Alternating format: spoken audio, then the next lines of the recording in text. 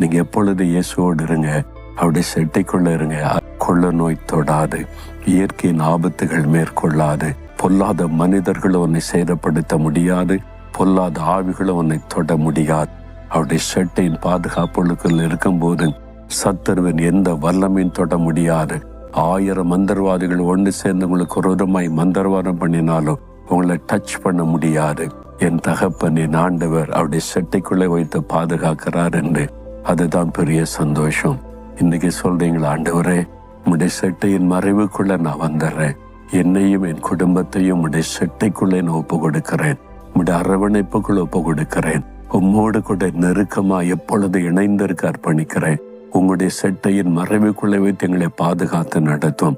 இந்த தீமைகள், பொல்லாத மனிதர்கள், பொல்லாத ஆவிகள், அந்த தீமைகள் எல்லாம் விலகி போக நீர் எங்களை பாதுகாத்து நடத்தும். இயேசுவின் நாமத்தில் ஆமேன்.